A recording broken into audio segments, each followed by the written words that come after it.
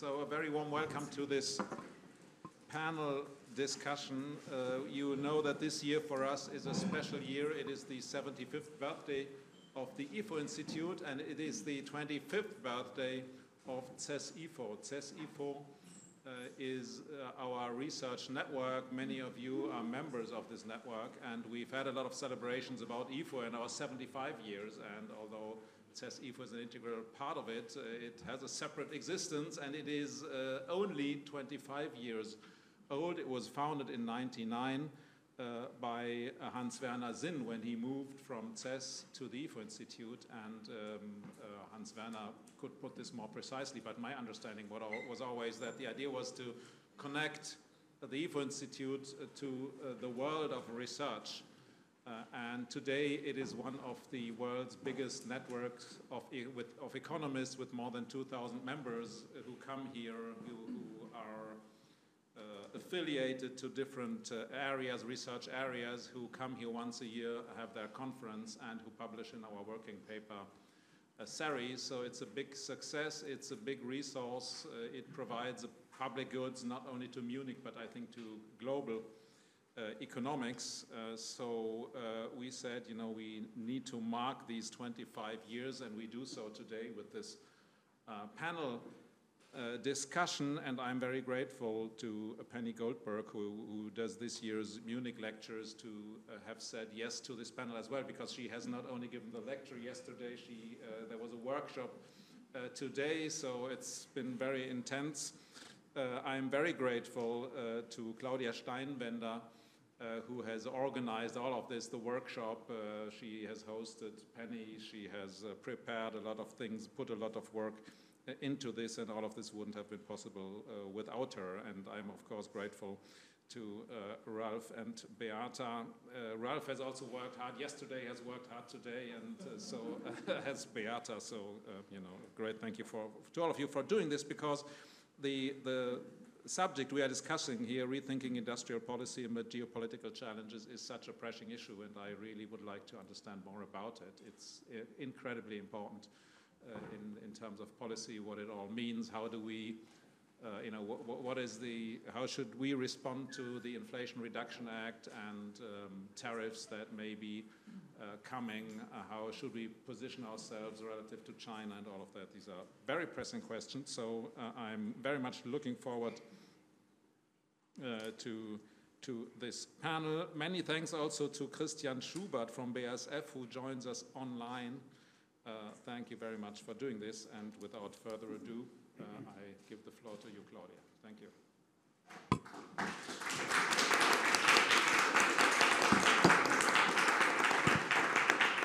Thanks a lot, Clemens. And now I'm able to introduce our distinguished panel here. Of course, beginning with Professor Penny Goldberg, who is the recipient of our 2024 CES Distinguished Fellowship.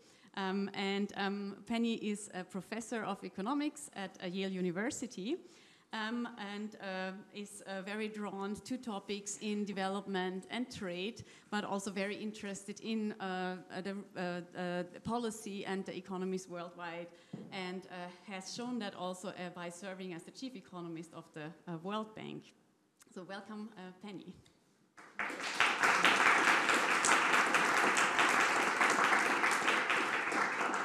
Next to her, we have Ralph Ossa.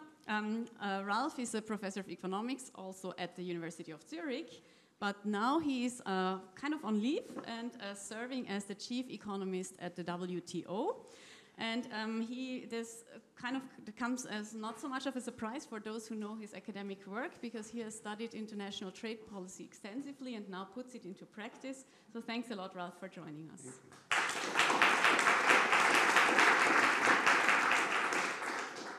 Then we have Beata Javorcik, also professor of economics at Oxford University, and currently also chief economist of the European Bank for Reconstruction and Development, the EBRD. And Beata focuses a lot on international trade, FDI, in her research, and with an especially a focus on Europe and also the emerging economies in Europe. So thanks for joining us.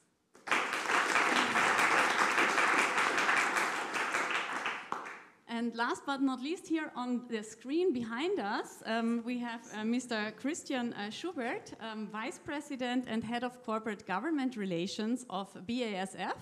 BASF is a German multinational, so headquartered in Germany in the chemicals industry, and a true multinational because they are present in basically all countries in the world.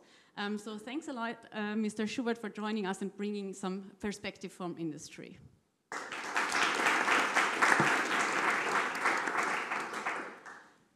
So we are living in... I feel a little bit bad that I'm sort of towering over. We can hear. I said I apologize that my picture seems to be towering over the panel. We can hear you better than we see you, and I think that's the important part. So we are living in quite challenging times, lots of geopolitical tensions and challenges, lots of uncertainties. 2 weeks ago, we have just seen Donald Trump getting re-elected to be for his second presidency of the US, and that has probably only increased uncertainties. So let me start by asking Penny, you have lived in the US for a long time, even though you always say you are also a European at heart. But tell us a little bit about how you see the perspective of the US now with Donald Trump going to take on his second presidency. He has announced a lot of plans for industrial policy, for trade policy. What will he implement? What will happen? And will Trump be able to make the US great again? So you put me right on the spot here. So first of all, thank you very much for inviting me to be part of this panel. I should be the one thanking you, not the other way around. I'm a professor, and professors like to profess. So it's great to have the opportunity to actually express my views. And usually when we're asked about to evaluate an economic policy, we tend to say it depends, the effects are going to be nuanced. In this case, I'm comfortable actually giving a clear answer to your last question. Will the new policies make America great again? My answer is no, definitely not. And the reason I'm saying it, first of all, it's not clear what great means in this context. There are some things in the United States that are already great. Research is great, innovation is great. The living standards of the top 1% are great. Education is great. And then there's some other aspects that are very problematic, including, for example, the health crisis, the decline of certain communities, the polarization, the decline in the way we interact with each other. And none of these issues can be addressed with the current proposals. The main aspect of the policies that have been announced is the new tariff policy. So the incoming president, the president-elect, has promised 60% tariffs on all products from China and 10 to 20% tariffs on the products from every other country of the world. So it's not clear how these tariffs are going to address any of the challenges the US faces. The only thing that these tariffs will achieve is they will make the rest of the world worse off. And so if the question is it possible that these new policies will make the US look great relative to the rest of the world? Maybe, but the way this will happen is by pushing the rest of the world down. And this is a very sad state of affairs, because in the past, when the United States did show leadership in the past, it was literally by lifting everyone up. So when we talk about the last 4 decades, there was growth across the world. Not everything was perfect. There were many issues. We talk about supply chain problems today, about the rise in inequality. There are certainly many challenges, and I don't want to portray a picture that's rosy and where there are no issues. But I still think that we made enormous progress over the last 4 or 5 decades, and now we're about to reverse all this. So I'm sorry if I sound very pessimistic, but the fact is we don't have many reasons to be optimistic right now. Perhaps the only optimistic scenario is that we don't know exactly what is going to happen. And there is a lot of uncertainty around the policies that have been announced. This may be the good news. Maybe what will actually be enacted will not be as bad as what has been announced. Thank you. Let me turn to Mr. Schubert. We don't want to forget you. You're behind us on the screen. It looks like that the world is going to embark into another round of trade wars with the US raising tariffs and then maybe getting a retaliation tariffs as well. So how is this a prospect of another round of trade war affecting your corporate strategy? How does BASF plan to deal with this new world?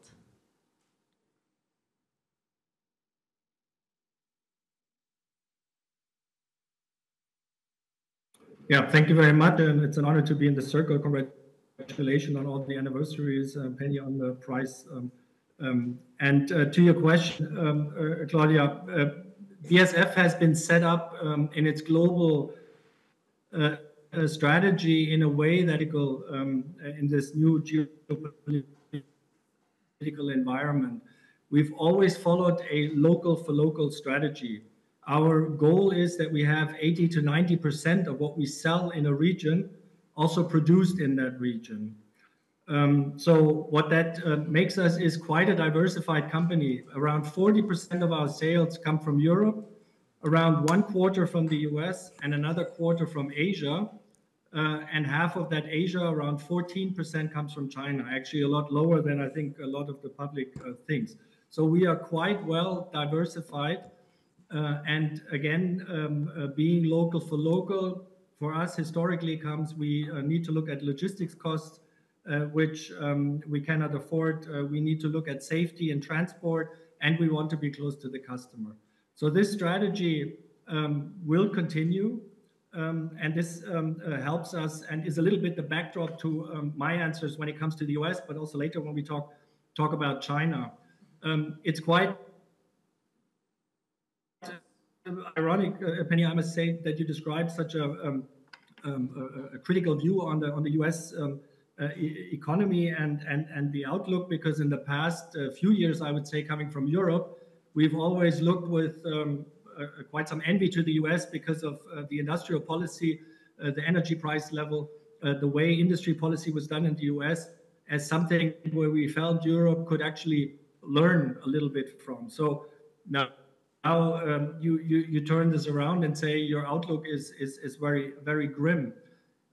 If I take Claudia's questions on the tariffs, then I would say for a micro view, for a company that is invested in the US, we don't really expect major changes compared to Biden's industry policy approach. So just that little micro view on a company like us being in the US with such a high local production, we think that this idea of jobs for America will continue to support the manufacturing sector. This idea of having healthy industrial structures, of having a competitive basic industry, all of this we feel will continue. Being in the US and looking at these tariffs now, of course, we are analyzing this very carefully. We have extremely complex structures, but what some of the potential, I don't want to call it upsides, but mitigations maybe are, of course, one, and I hear this from other companies, is the idea of passing on the tariffs. This goes into what Penny said, not good for the US consumers, of course, and the US economy. What we also see is that we might have a competitive advantage to other companies that need to import into the US than with some tariffs. So that's a micro level. But of course, if we come to the macro level, I very much follow what Penny said. We also see that the challenges, particularly for the business side, Europe will increase tremendously. And I think we'll come to this again later when we talk about China. But with the US making imports more difficult, the level playing field will be tilted even more than it is already. I think in the US we have a very different integration of industry, climate, trade policies that we don't have in Europe. And I feel that this was, I don't know if it will continue to be, a competitive advantage for the US versus Europe. So that's a little bit different micro view and macro view. Thanks a lot. Since we are already talking a little bit about also the European perspective, let me move on to Beata, who has studied a lot kind of the European perspective. And it seems a little bit that there's a lot of discussions about US, China. Where is Europe? Europe seems to be kind of in the middle, torn between sides. Where is Europe? Where should Europe be in these kind of future potential trade wars? Well, thank you, Claudia, for the invitation. It's a pleasure to be in such a distinguished company. So I think election of Donald Trump will pose three types of challenges for Europe. First, it will be a challenge for the EU economy and EU unity. US, about 20% of European exports go to the US. A 20% tariff will hit the European economy. And this will come at the time when the situation is already difficult. Prices of natural gas in Europe are already 4 times as high as prices in the US. And if you believe future markets, this ratio is going to persist. So already European competitiveness is under strain. When Donald Trump is in the White House, he may want to negotiate bilaterally with European countries. So this is a challenge for European unity. But here I'm optimistic because the experience of COVID, of dealing with Russia after 2022, gives me optimism that European unity will be preserved, because it would be a huge tragedy for the EU if countries were breaking the ranks. Now, the second challenge will face European firms. If the US-China trade war escalates, will the US or the Trump administration ask European firms, particularly those that produce technologically sophisticated goods, to choose? Do you supply the US market or do you supply the Chinese market? And already we've seen some European firms, particularly in the semiconductor field, have been under pressure. And we know from research that fear of secondary sanctions matters. It matters for firms' action. And third, Donald Trump in the White House will pose a dilemma for the EU how to position itself vis-à-vis the WTO. Right? Because the biggest country loses interest in the global trading rules. So now is the EU continuing with supporting the WTO despite the fact that some of its functions are not working at the moment? Or will there be a temptation to bend some of the rules? So, for instance, the Draghi report mentions local content requirements, or the car industry may put pressure on EU policymakers to do what the Americans did with vis-à-vis Japanese car makers in the 1980s, voluntary export restrictions, right? That's illegal now under the WTO rules. Thanks a lot. We're talking already about WTO, so we might as well ask Ralph directly. In his first presidency, Donald Trump has not shown a lot of appreciation or even interest in the WTO. He seems to be more a fan of bilateral negotiations, wars, whatever you may call it. What will be the future of the WTO then? Is there a role for the WTO in the future? I'm guessing you will say yes, that's part of your job, but what will this role look like? Thanks, Claudia, and I'm glad you remind me of my job, because I'm among so many friends here that I have to be careful that I'm not regretting tomorrow what I'm saying. Let me maybe, the first thing I would acknowledge is, of course, that globalization is in trouble. The multilateral trading system is in trouble. I'm not going to deny that, but maybe let me first share my favorite fact that I've come across in the last 2 years, just for context. And the favorite fact about the WTO is that more than 75% of world trade today, despite all the trade tensions, despite the proliferations of preferential trade agreements, is still conducted under the most favored nation tariffs of the WTO. More than 75%. And if you look at the United States, more than 85% of US goods exports are also conducted under MFN tariffs. Now, you're all researchers. Now you're wondering, how is this possible? What about preferential trade agreements? So, just so you know, when you have a zero tariff under MFN and when you have a zero tariff under preferential trade agreement, I'm not calling this under MFN in the sense that the preferential trade agreement didn't give you an extra benefit, but just that for context. So the WTO is still today the absolute foundation and pillar of the global trading system, and I think we need to remember that, because often people confuse the stock with the flow. You look at the negotiations and you see, well, maybe there's not the progress that we had hoped to see, and I would agree with that.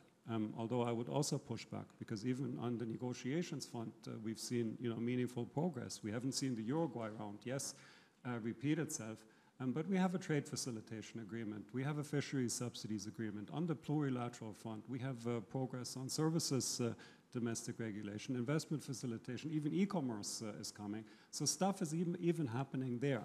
So first of all, just to push back a little bit against this, I think, common narrative that the WTO doesn't really matter and doesn't really deliver, because I think especially when we get into this difficult time now, it's important to remember that what we have is really a historic achievement of the international community. That's very important to preserve, because if you have kind of come to the conclusion that this place doesn't work anyways, then you might as well, not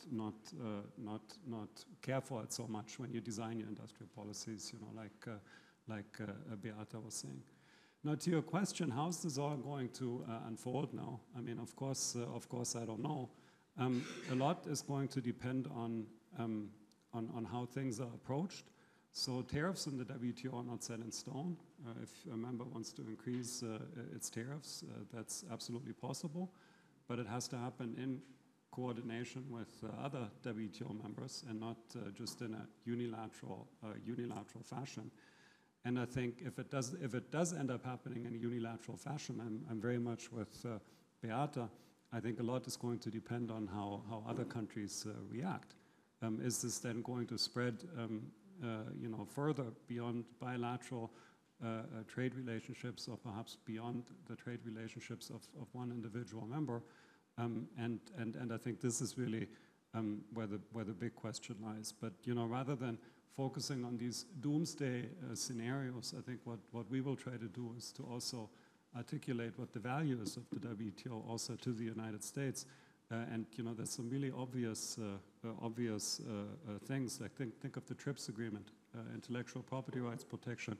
22% of international patents are issued by United States companies. The TRIPS agreement gives you intellectual property rights protection among all 166 member countries. Do you really want to lose that? Think about standards. We have the SPS and TBT agreement, CITO and phytosanitary measures, and the technical barriers to trade, because many of the trade barriers today are not tariffs, they are non-tariff barriers. The US is a very active user of these committees, both to protect the safety of American consumers, but also to secure market access elsewhere. And we could go on and on. I mean, I have many more examples, but the bottom line is I do believe that the WTO is a very valuable institution to the world anyways, but also to the United States, and that makes me hopeful that we find some solution to get through this in a cooperative manner. Thanks a lot. We just heard Mr. Schubert talk about kind of how he sees the business in the US developed, and that sounded a lot more kind of optimistic than, Penny, what you started out with about how America is going to face. So Mr. Schubert was more expressing that they'll be fine. How can you reconcile these views? Well, I'm sure America will be fine. I didn't mean to say that America will go into a recession or America will decline. There are concerns that the rest of the world may, and in particular low-income countries or middle-income countries. So these are the countries that are going to pay the highest price. I think America or Europe, in the worst-case scenario, perhaps they're not going to be as efficient. The prices will go up. I don't expect a disaster, and the reason is the American economy is a very large economy, and so is the Chinese economy. And the large economies benefit less from trade than the small ones. They matter more for trade. They matter more in the aggregate statistics. When the US reduces trade, this is very visible in the data, in the world data. The same applies to China. But the United States, they can trade. We can have a lot of trade internally, across US states. The same applies to China. So it's not the case that America will go down. It's just that to the extent that this becomes the priority of economic policy, so think about it this way. A new president is coming along, and the number one issue he advertises is tariffs in order to raise revenue. The only context where we see a similar justification of tariffs is in low-income countries where there is no other way of raising income. So it's Claudia, you're an economic historian, it's a motivation that has not been used in advanced countries for centuries. So no, we are going back in time using the revenue motive as a motive for raising tariffs, and this is the only vision for addressing the challenges that the country faces. It's still the largest economy of the world. It's still a very rich country. So I don't expect a disaster, but I don't expect any progress or addressing the major issues that the country faces. And that's the lost opportunity. Thanks. Talking about disaster for the US, how about the disastrous state of maybe Germany or Europe? So we are very worried also about the state of the economy in Germany, in Europe. Germany is not doing well economically. Expectations about a speedy recovery are low. And industrial policy has also gotten high on the agenda of governments. Let me ask Mr. Schubert here to give us some inside information. It seems like German industry has, within just a few years, fallen back from being kind of at the top of the world, competitive, highly innovative in lots of lots of important industries, and now kind of fallen back behind China, behind the US. What happened? Why is the German industry seemingly not competitive anymore? Why have German companies allowed the other companies in China and the US to overtake it?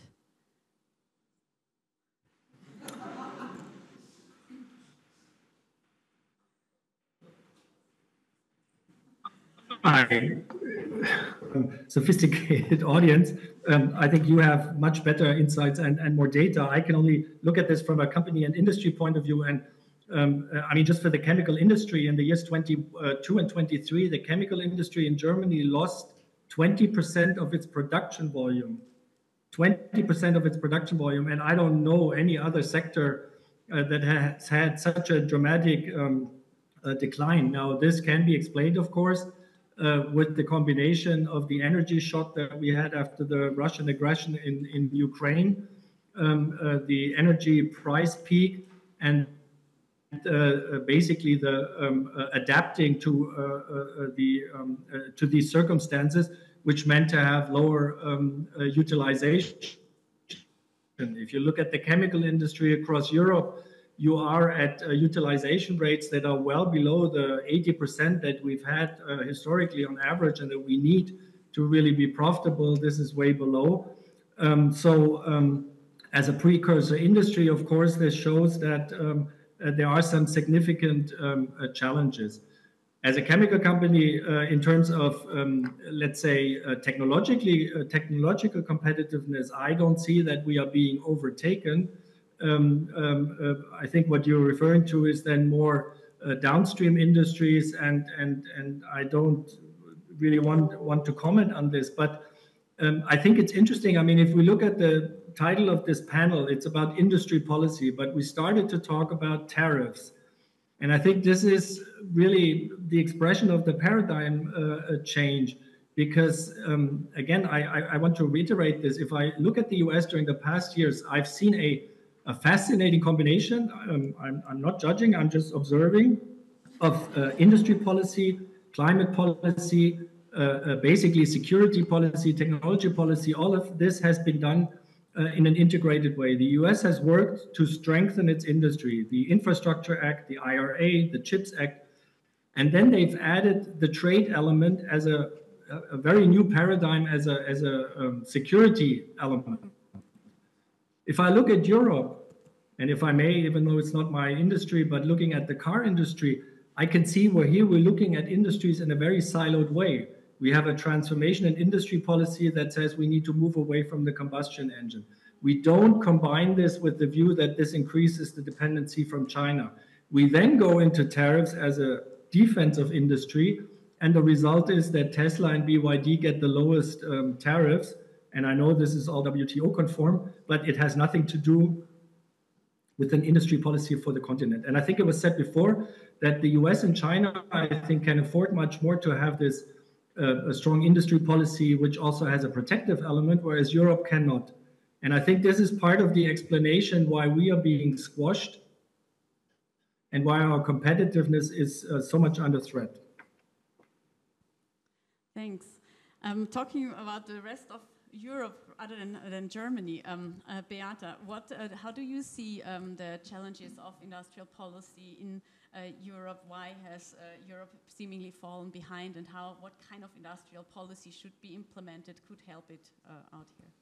Well, the industrial policy is back with a vengeance, and not just in advanced economies, but also in emerging markets. And it's back for two reasons. First, as a response to what others are doing. So in Europe, there are many calls for industrial policy because the US is doing it, because China is doing it. And then what we've also seen is increase in public support for state intervention in the economy. If you look at post-communist countries, among those of 60 years of age or older, more than half of people want more government intervention in industry and in the economy. And that's an increase from pre-COVID time and a big increase from the mid-1990s. We went, from vilifying industrial policy to treating it as a silver bullet. But there are some very disturbing features of industrial policy.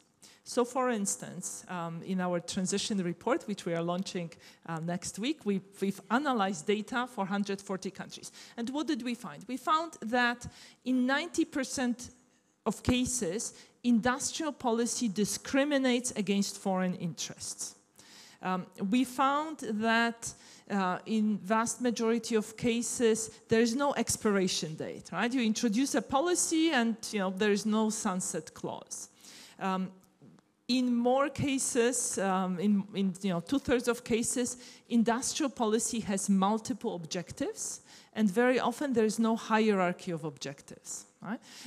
So for instance, in Europe, we want to electrify transportation. We want fast rollout of fast adoption of electric vehicles, but we also want to protect employment in production of electric vehicles, right? There is a tension between these two objectives.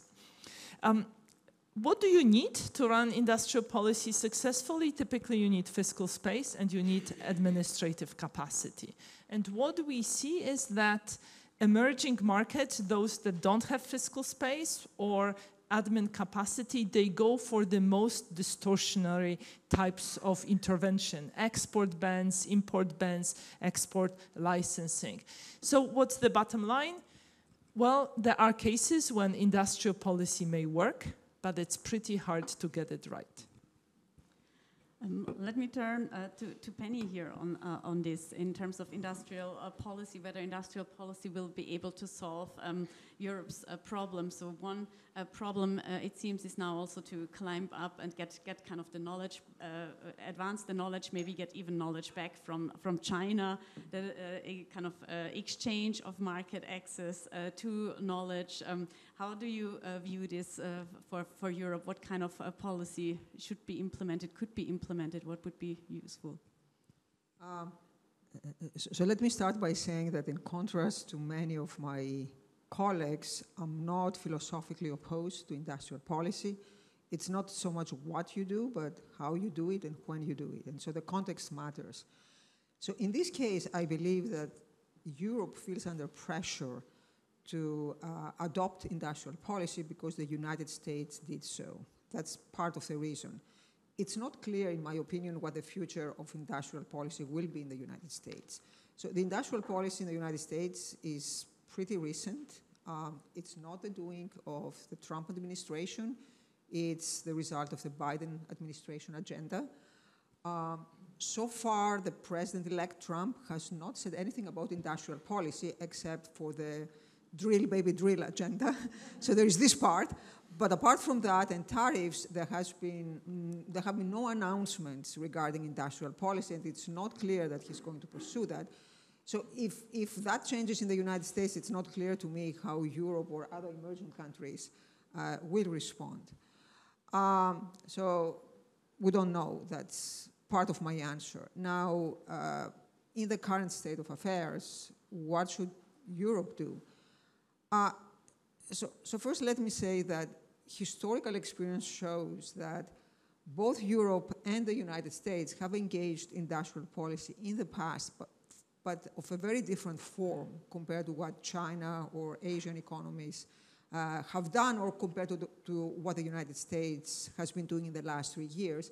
Namely, industrial policy takes the form of broad-based support of education, of research and development. So in the United States, the DARPA program is well known, and the Draghi report calls for a type of DARPA for Europe. Again, DARPA was pretty broad-based. It didn't try to pick specific companies. And this is where the US and Europe have succeeded in the past. So sometimes policies that work in one context don't work in another. So what people try to emulate China, but the policies that work for China are not necessarily going to be successful in Europe or in the United States. And even in China, people will tell you that in contrast to what people believe in the West, it's not the case that they picked winners. They didn't know how to pick winners. Let's not forget that the biggest failure of industrial policy was in China. It's the big leap forward. So it's not that the Chinese get it right. They got it wrong many times.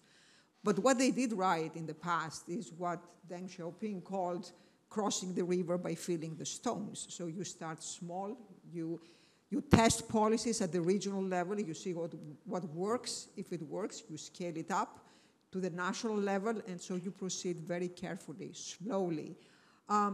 It's a very different political system, which we may not like in the West, but it does have the advantage that it has a long-term horizon. So if you study subsidies for cars, for EVs, in China, they started subsidizing in 2016.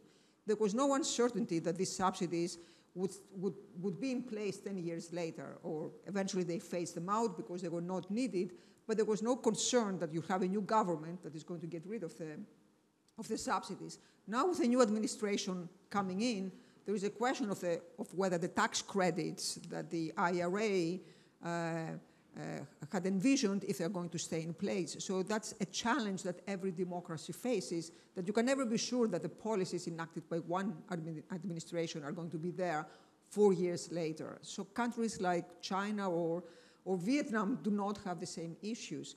So my general point is that policies that work in one context may not work in another, and Europe and the United States should really try to focus on their comparative advantage, which is based on broad-based measures, education, research and development, rather than picking particular sectors. One final thought. In my opinion, perhaps the best justification for a more activist industrial policy in Europe is a political one, that there is a certain concern about the future of democratic institutions in Europe, not just in Europe, everywhere in the world. They're under enormous pressure for many different reasons. And so if you think about the phasing out of the subsidies, the COVID subsidies in Germany, this has little to do with picking winners and picking the right sectors and restoring the competitiveness of the German economy. To me, the whole point was of trying to give people some time to adjust to difficult economic circumstances, and perhaps that's the best way to justify a more activist approach in Europe. Ralph, thinking about kind of the worldwide perspective of kind of fair trade and industrial policy potentially distorting that, what is your view on the importance of industrial policy? How can fair trade be generated, and where is there danger of it getting into an unlevel playing field? Yeah, thanks. I mean, let me maybe start with the local perspective and first agree with what the co-panelists here have said, that, you know, I think I'm also, like, as an economist, I don't think we are categorically opposed to subsidies or industrial policies. There's many market failures you can think of to which subsidies might be a good answer, but I think the key always is to ask yourself, well, what problem are you trying to solve? And is the policy instrument that you're picking, is that the right policy instrument? I mean, Penny, you talked about raising revenues with tariffs. You know, that would be one example. But if you look at the German economy, as a German, I can't help you know, thinking of that also. I mean, we heard from our colleague here from BASF, energy prices are high, probably underinvestment in infrastructure, demographic challenges, shortages of skilled labor, and so on and so on. You can think of all sorts of reasons, you know, why I think the German economy is struggling, and it's not obvious to me that any of them screams we need industrial policy now, and that's not to say that it, you know, can't be part of the policy mix, but I'm always surprised why people go there right away just because other countries have it. Now, if I go away from the German context and think a little bit more broadly about the multilateral trading system, I think here we really have a problem because we see this proliferation of industrial policy. And if you ask yourself, well, what is industrial policy? It's basically any policy that benefits certain industries, certain activities at the expense of others. So if you take that broad perspective, then any policy, I mean, many policy instruments are also industrial policy instruments, so not just subsidies, but tariffs and local content requirements, quantitative restrictions, government procurement. And the problem for the WTO is that, you know, we have agreements on all of this. I mean, the WTO is not just about, I mean, you know, there's a general agreement on tariffs and trade, but there's an agreement on subsidies, there's an agreement on government procurement, there's an agreement on intellectual property rights, quantitative measures, and so on and so forth. So basically, you have a framework for the orderly conduct of industrial policy. Now, am I arguing that this is a perfect framework? No. But my concern is that, you know, by just calling for more industrial policy and pushing this through now, because of security concerns, because of concerns related to sustainability and so on, that people perhaps perceive as more important now. You know, I think there's a real risk that rules-based trade, you know, that there's significant collateral damage to the rules-based trading system, and I think that's the real concern.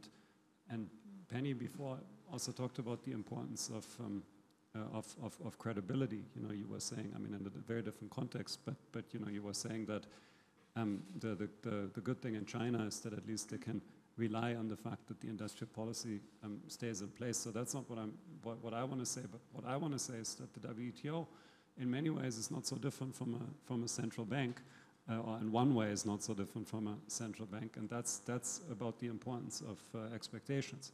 So central bank, as you know, is not just about monetary policy today, but it's about inflation expectations in the future.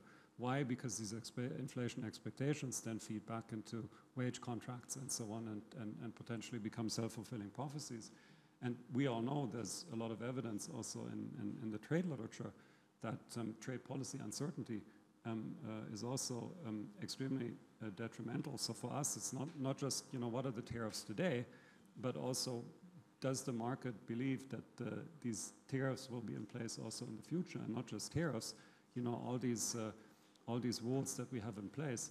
So if you, first, if you just break the rules, of course, that's not a good thing. But even if the credibility of the institution, I think, gets lowered, I think that alone, even if nothing has really happened, is already a huge barrier to trade. And I think that's so concerning because, and let me maybe, this is maybe a bit too big picture of an answer to your question, but I'm convinced that we need trade not just for economic efficiency, but I'm convinced that we need trade as part of the solution to some of the major challenges that we're facing today, namely to achieve peace and security, or to maintain peace and security, namely to build a sustainable economy, and also to reduce poverty and inequality. So we have these big challenges, if you will, that we need to fix. Some people now go to industrial policy and say, well, let's use that tool to fix it. But if it comes at the expense of wrecking the multilateral trading system, I don't think that would be a good thing. I see you got already reactions here on the panel. Beata first, then Mr. Schubert. Beata, maybe also, I think what would be interesting is if we talk about industrial policy in Europe, we have a lot of different countries in Europe. And also, does industrial policy need to be coordinated, for example? But I let you make your comment. The answer is absolutely, because otherwise we are going to have a subsidy race. But I think the first thing we need to do is state the problem and articulate the reason for industrial policy, as Ralph said. So the Draghi report gave us the diagnosis. We are falling behind in terms of innovation, right? So the first question to ask when you're choosing who is worthy of support is to ask, is this industry or this sector competitive? Right? And the Draghi report gives an example of solar panels as a sector which is not competitive because the cost of raw materials, labor, and energy are too high in Europe. So if the answer is yes, sector is competitive, the next question I would ask is ownership of technology a matter of national security? Now, if the answer is yes, that's about national security. These are different measures. That's not about economic justification. So if the answer is no, then you ask, are there knowledge spillovers associated with this sector? And if the answer is yes, then there are instruments we could employ. Now, many people say we need industrial policy because we need to deal with subsidized imports. But for that, we have WTO-compatible instruments. They are not perfect, but there are measures we could take. So Beata has a kind of a cookbook for us how to think about industrial policy. I'm wondering, Mr. Schubert, now whether you are also having a cookbook in your mind. Like, what is the kind of policy that you want Germany and Europe to implement? Would be interesting to hear whether that follows a similar logic.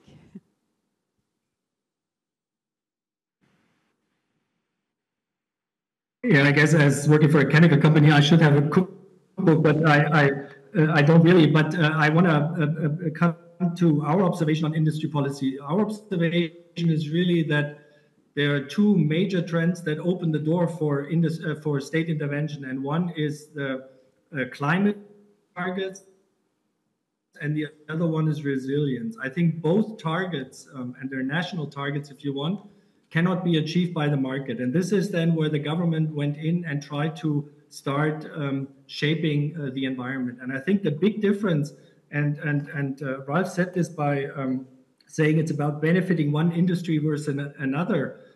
From our point of view, industry policy would be much more effective if it looked at the general framework and it laid the basis for competitiveness. I want to make this in a comparison. We are, for example, investing in many of these new transformation technologies, electrolyzer, e-furnace, heat pumps, etc., because there are ways to transform the chemical industry. We are taking subsidies for this, but it's not that We think this is necessarily the right way, because what we get subsidizes for is for the investment. Once this investment is up and running, it is basically let out into the jungle of the difficult operational cost environment. If you look at the US philosophy, you have to invest on your own, but then your investment goes into an environment where you have more clarity about your OPEX. This is the IRA model. And in this discussion about, and Beata was saying this about the subsidy raise, I think the focus in Europe was always, oh, do we have enough money? Do we spend enough? I think it was much too little discussed. Should we have a bit of a different approach, and should we rather see that we improve the conditions for everyone? So instead of giving money into programs where governments pick different industries, which, by the way, is always a problem for the chemical industry because we're not seen as high-tech, so you're picking others and neglect the basic industry. But instead of doing that, for example, you put money into the electric grid system, which will benefit everyone, and it will also speed up transformation. So I think industry policy can be very different in its character, and this is a little bit what we're saying. And also Draghi was mentioned. Again, in Germany, the reception was very much 800 billion investment per year. All the other things that Beata was saying are pretty much neglected. More flexibility, where he says we should take down some of the regulation. I don't know who said it before, that we need, industry policy needs admin capacity. I actually sometimes wish that Europe give the companies a bit more freedom. So this is where I think industry policy, and I think this was clear from also the fellow panelists, has different characteristics. But to us, it doesn't mean that we want now subsidies by all means, but we'd rather have an industry policy that improves the overall competitive environment for all of industrial value net.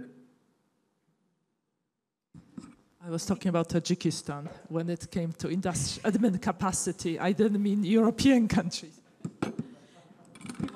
I'm kidding, but we feel that Europe is spending a bit too much on its admin capacity in some ways, and so is Germany. Tajikistan and Germany, similarities and differences. Penny, you wanted to comment, I think. Yes, I had one comment about the potential justification of industrial policy. And this is, in principle, it's very easy for economists to agree at a conceptual level when we should employ industrial policy. So, for example, when there is some sort of market failure. And if you think about green energy, it satisfies many of the conditions, the information frictions. There is learning by doing, it's a new technology, and so on. What I find problematic is that in the last few years, people who tend to be sophisticated, the Biden administration has been much more sophisticated than the previous administration. It has used arguments that sound very appealing on paper, but do not really survive scrutiny, in my view. So, for example, the argument about resilience, it sounds wonderful. Everyone will go along. It's not clear that supporting domestic firms is going to increase resilience. There are many cases, if you think about the nature of the shock, where by diversifying, by importing from other countries, you increase your resilience. But take a case where actually resilience is first order. Take the case of semiconductors. 93% of advanced logic chips come from a single company, TSMC, in Taiwan. Forget about China. If 93% of world sales come from a single company, you're not resilient. And to give a very specific example, last year there was a major earthquake in Taiwan in the spring, if you remember, and the first question was, are there casualties? The second question is, how did TSMC do? Because if they were affected, the whole world would be affected. So on top of that, it's a very geopolitically sensitive location. So of course you want to diversify away from Taiwan. It doesn't take deep economic thinking to see that. Now, what's not clear is why you need to subsidize a plant in Arizona in the United States. instead of having this plant be located in Korea or in Vietnam. So these are countries with which the United States and Europe have a good relationship. So this is the resilience argument. Take the national security argument. Again, these are arguments that cannot be verified, and I'm not saying they're not important, but it's very easy for policymakers to abuse them, and this has been done in the past again and again. So as academic economists, we tend to always question assumptions and ask questions. Is that true? I feel when it came to national security for the past few years, we stopped asking this question, and we accepted every justification that was given without probing the reasoning behind it. And that's perhaps more disconcerting than anything else that we saw in the last few years. And perhaps this is an indirect effect of the Trump phenomenon, that many people felt obliged to never question what the current administration is doing out of fear that they were giving ammunition to the opposition. And perhaps, again, a silver lining of what is coming is that we're going to become more critical about the policies that are being implemented. If I could add one thing, because you talked about resilience and the importance of diversification, and of course, big picture, I see it the same way. I mean, I think we all know when we think about COVID, for example, I mean, yes, at the beginning there were supply chain disruptions, but where did all the vaccines come from? Where did the masks come from? Where did the home office equipment come from? I mean, at the end of the day, from international trade. And as you say, it doesn't take any deep economic thinking to realize that if you have localized shocks, also that some geographic diversification is reasonable. But one thing I just wanted to say to my academic friends here is I think in policy circles, you see this over-concentration, and right away, people go to the conclusion, well, we need some policy intervention, without even thinking through, what is the market failure? Is there even a market failure? Isn't it also a problem for firms if there's supply chain disruptions? Why should the private choices they make? Why shouldn't, what's the reason why they're not socially optimal? Nobody's asking these questions. You see over-concentration, and I mean, as you explained yesterday, in processing of critical minerals in China, for example, and then immediately come to the conclusion, well, what do we need to do? And I think this is really where some of the economic research that has come out lately, I think, has been very helpful, or at least has informed my thinking a lot, where people really go through, well, what might be the reasons that firms over-diversify? Well, one reason what's one reason why firms might over-invest in resilience? One reason could be that they want to take advantage of the monopoly position that they have if the shock comes to pass. So, for example, you might want to invest in the capacity to produce face masks, because in the event that there's a pandemic and you are the only one that's making face masks, you can charge huge markups. So that could be a market failure pushing towards over-investment in resilience.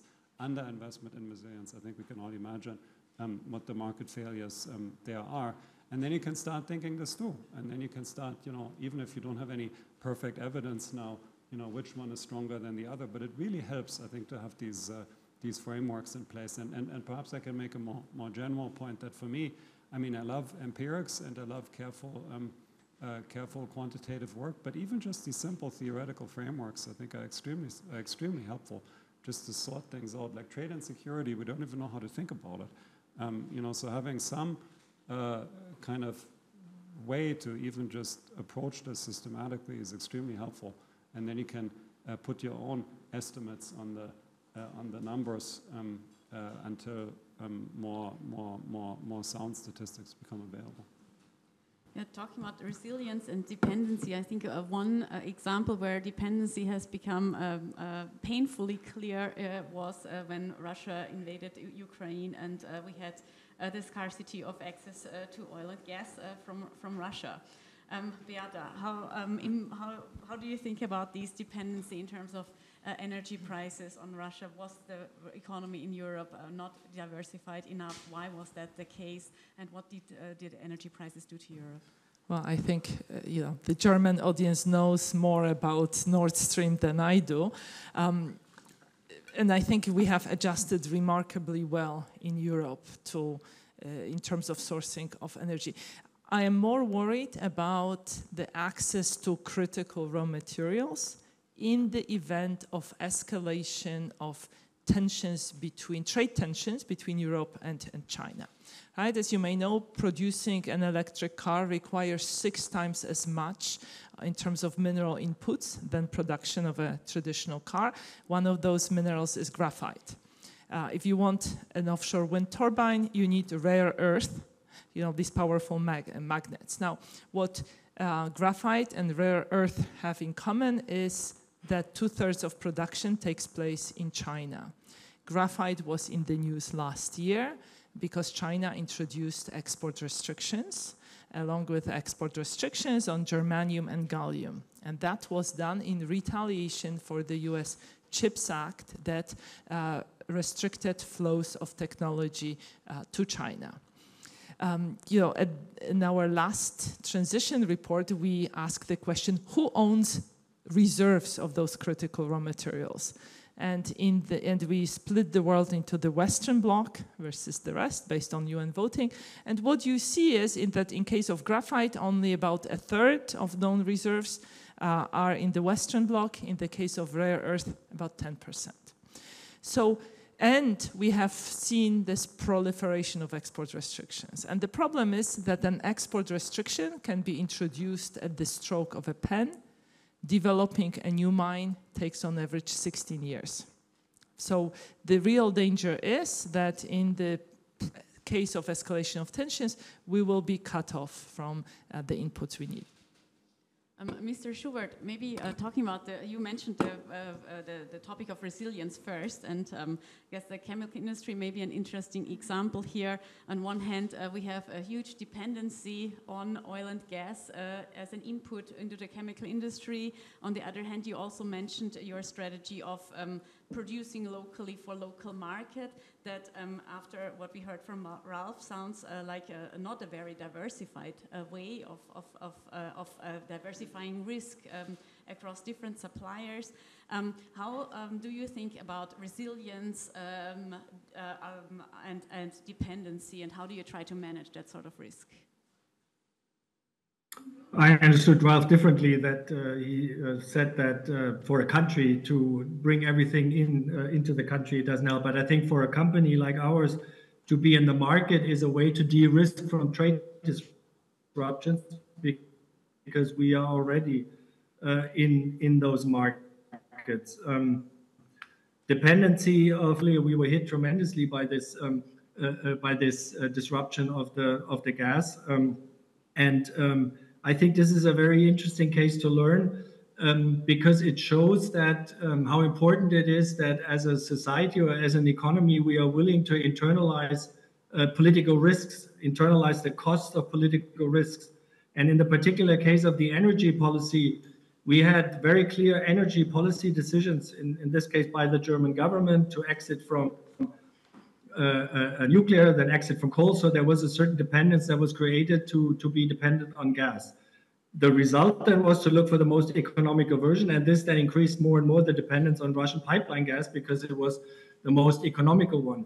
But I can say from our own experience as a company that the society was not willing to bear the societal or political cost for alternatives. We applied for an LNG terminal. We didn't get the permission. We applied for additional gas extractions in Germany. We didn't get the permission. Fracking, as you know, was never allowed in Germany. So the society was not ready to do what is necessary to really increase the resilience. And what Beata said about the dependence from rare earth, etc., I fully agree. And you can see now playing out in Serbia exactly this problem. There is a mine that is economically, or there are vorkommen, sorry, I don't know the English word at the moment, in Serbia that can be extracted economically, but there is a big uproar on the environmental effects. And I think this explains very well where this dependence comes from, because nobody wanted to do the rare earth and the rare earth processing other than China because of the environmental risks. So as a European society, I think we have to come to grips with this and have to think about this. And I think it's probably even more the issue of processing than the issue of extraction. I have never seen any call for an IPCEI on raw material processing. And I'm wondering why that is not the case, because this is then where you start to increase your resilience. I think these are some very important issues. And I mean, talking about the gas dependence, I'm sure you know the numbers. Still, 19% of the European gas comes from Russia.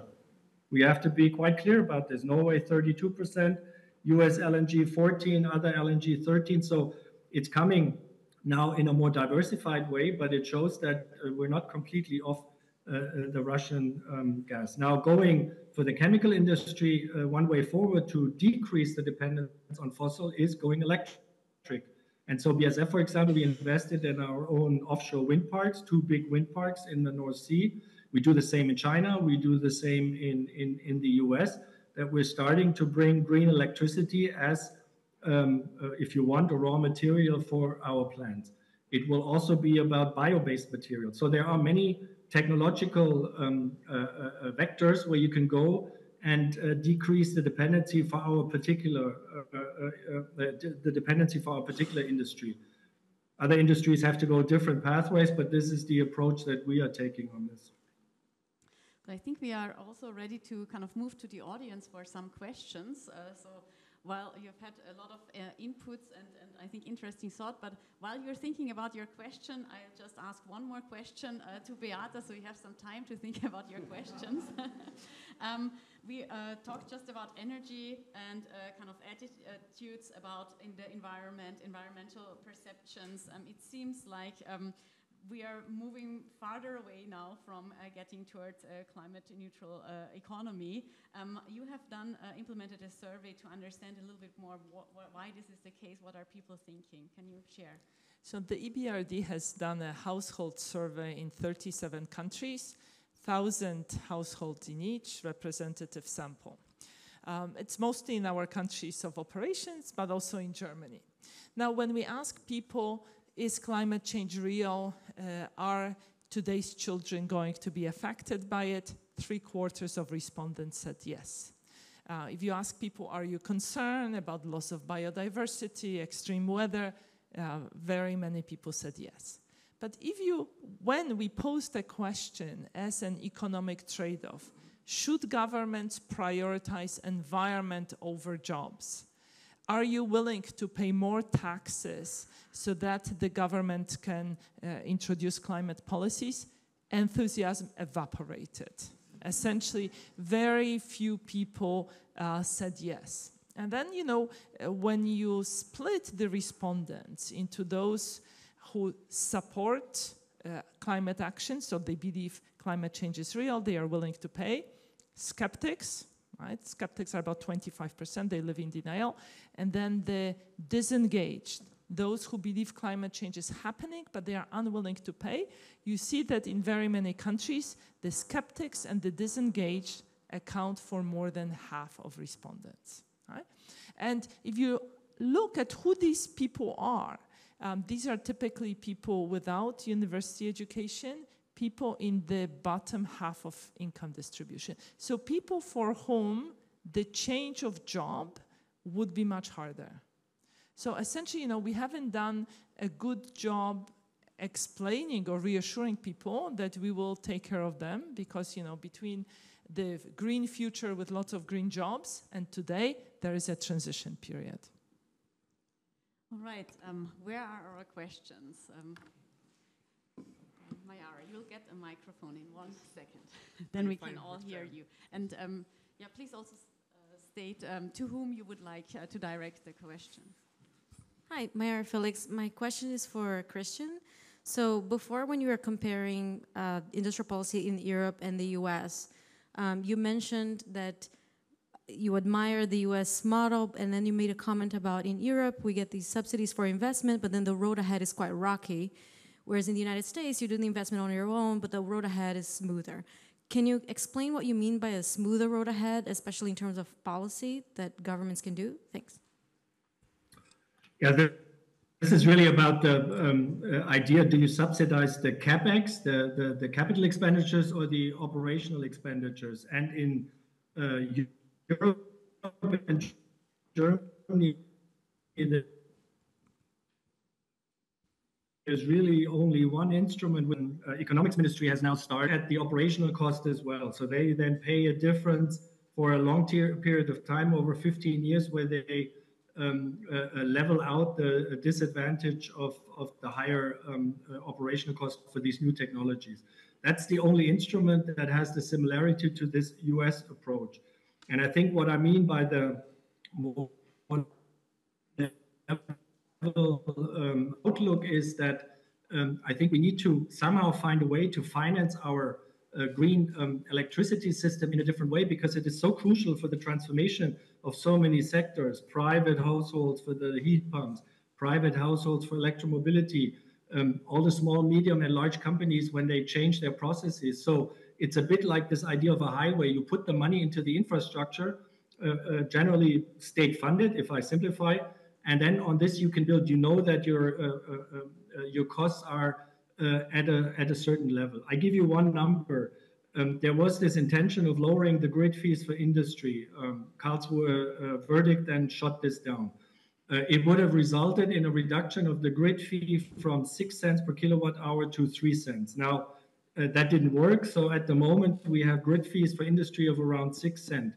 6 cent grid fee equals almost double some of the most competitive all-in electricity prices in some US states.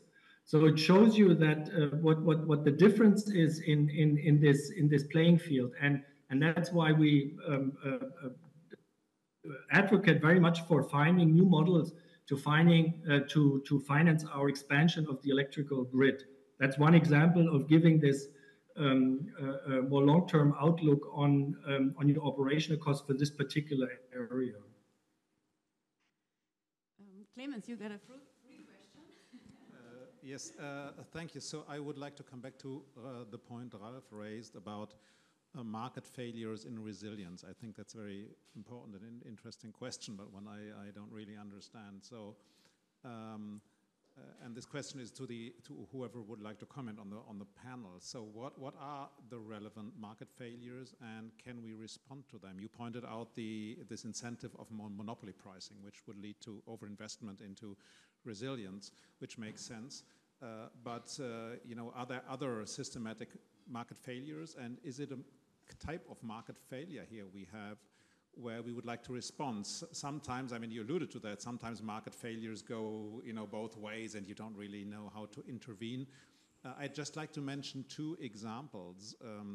The first is antibiotics. So I would say, you know, if we totally depend on China in antibiotics and there is a conflict, and they cut off the delivery of antibiotics, we are in a disastrous situation within 4 weeks.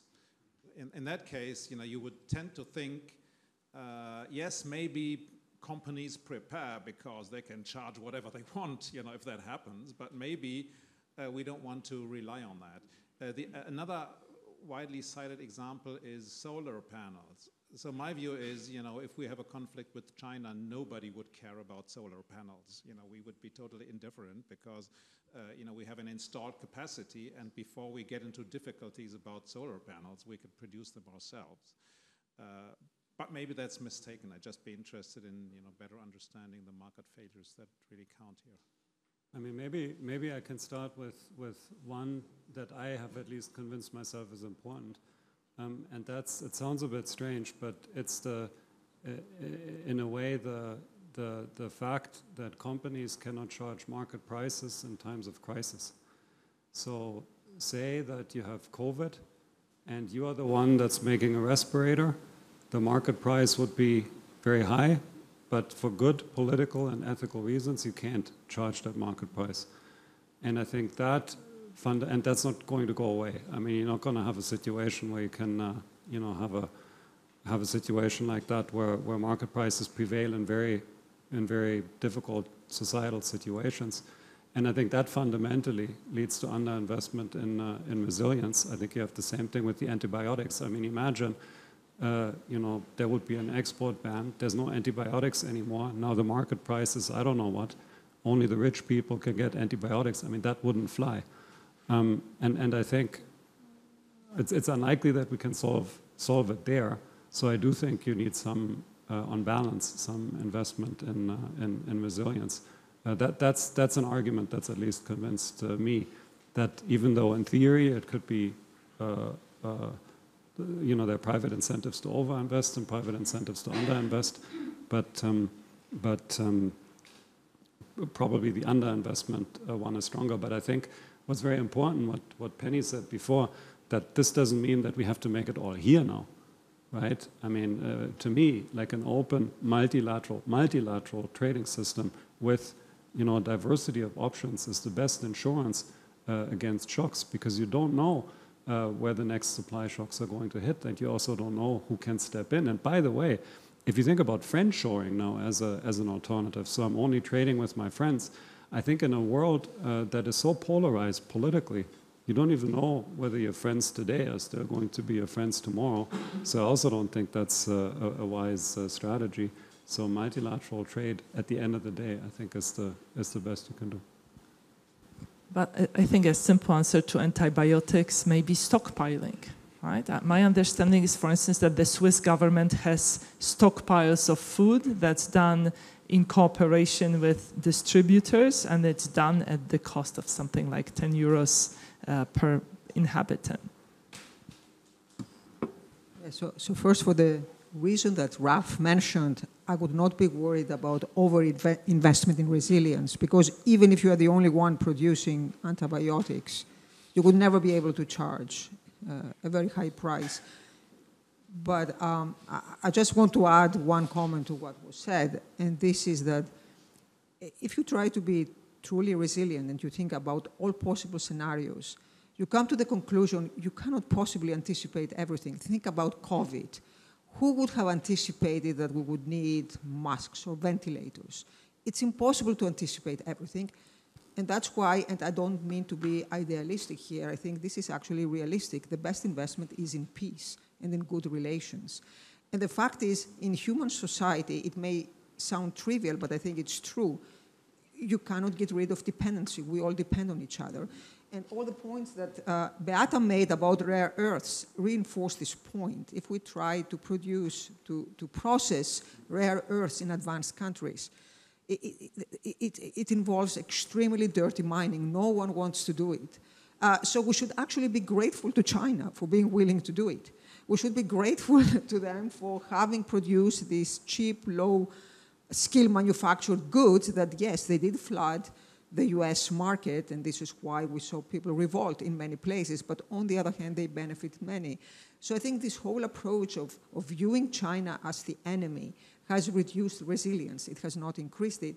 And on the other hand, China does depend on the West. It does depend for technology. So the export restrictions were imposed by the US first, then China retaliated. So if you go down this path, you can never be resilient. So that's why I believe that more than in anything else, we should be investing in peace and good international relations. It was almost a closing statement, even though we are not at the end yet, but it is such a nice message. Hans-Werner Sinn has a question. Can we get him? Yeah, thank you. I would like you to comment on the two levels of arguments. The legitimate arguments and the illegitimate arguments. The legitimate arguments are those which economists discuss, externalities, infant industries, terms of trade arguments, national security, and all that stuff. While the truth often seems to me, if I observe industrial policies and trade policies, is that this is the result of lobby activities of the respective industries who are gaining. And also there is the argument of Pinelopi that one just wants to raise revenue and therefore has a tariff. You know? The EU, in the EU case, it's obvious. Why does the EU like so many tariffs? Because they want to have revenue. They get it. They have no other source of revenue in the EU rather than imposing tariffs. And this public choice argument that it is the result of lobbies, largely what we see, which use camouflage with typical economic arguments. I see also with the WTO. Why is the WTO so much concerned about preventing other countries from selling their stuff too cheaply and making us gifts? This is somewhat strange. We should not have a system that prevents making gifts. To the contrary, we should invite countries who do that. We should invite the Japanese approach of making gifts in terms of cheap electronic products to the world, the meaty. The Japanese didn't get rich by that. They stayed poor in a sense. The rest of the world had all the benefits. Still, WTO has a completely different approach. Oh, they are bad by making these gifts. So I would like you to comment on that. I think that's clearly a question for us. I mean, obviously, I'm, as a trade economist, of course, I have to agree that subsidies or industrial policy in one country can have many positive spillovers also on other countries. And I can also report from the discussion at the WTO that many countries are very happy about having cheap EVs from China now, for example. So it's not, I mean, I think it's just in the countries that we tend to observe where there's a political economy interest, like a defensive interest also, because there's a strong auto industry. Then, of course, you get both sides. You get the producer interests, you have the consumer interests, and then they conflict. I mean, I even read, and you will know this better than I do, that even German consumers would be very happy to drive Chinese electric vehicles. There was like some survey, I think, that the ADAC or someone did. And I was just in China a few weeks ago, and have to say, I mean, they're very good cars. So you have to really, so you have to think about the political economy. But I wanted to make one a broader point. So there's two theories why we need the WTO and or international cooperation. And one theory is that policies have international externalities. So if I impose a subsidy, there's an externality on you, and somehow we need to internalize this externality now by cooperating. The same with the tariff. So there's an externality view, but then there's also a commitment view, and the commitment view is that we are subject to all these political economy pressures, or maybe we don't even know what the right policy is, and it just makes sense to have an international organization or the European Union or whatever it may be as an anchor that we can use to just implement good policies. And I used to not think that this second argument is so important, but the longer I'm at the WTO, the more I've upgraded on that. That really for many governments, it's absolutely crucial that they have an international organization or some subsidy agreement, for example, where they can say to their domestic constituents, well, we just need to do this because this is WTO law. And if we didn't do that, we would be in violation of international law. And that gets a little bit at your political economy point. So in some way, and I'm not saying that the subsidy agreement that we have is perfect, by the way, not at all. And I'm sure it needs to be reformed. But I think this commitment perspective, I think, is very important for precisely the reasons that you mentioned. Yeah, so in general, I fully agree with what Ralph said. That said, I think this round of industrial policy has been a bit different in the US in the sense that it was not the result of lobbying by the private sector. And in fact, the private sector initially was opposed to many of the things that the US government did. To give you one example, the policies in the semiconductor sector, the export restrictions vis-a-vis China, the private sector did not like those at all because the supply chain is so integrated globally that all these measures were really hurting the private sector in the US. In my opinion, what happened is this whole agenda was pushed based on an obsession with national security and with the obsession of trying to contain China, so the anti-China fervor. And this started initially in 2016 with the Trump administration. There were always concerns about China in the US, and valid concerns. I mean, this is nothing new. This predates Trump and Biden. This had started during the Obama administration. But then all these concerns were amplified during the Trump administration. Then the Trump tariffs came. And then by the time the Biden administration came to power, there was enormous political pressure to show that, as people put it, we are tough on China. And there was this view, if we don't show we are tough on China, we can never get reelected. And then so the whole agenda became about showing we are tough on China by imposing restrictions on specific sectors, for example, export restrictions.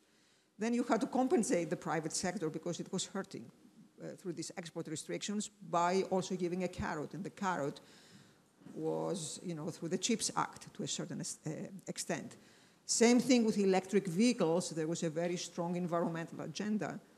And that, the main part of this agenda was green subsidies, consumer subsidies, which are WTO compliant.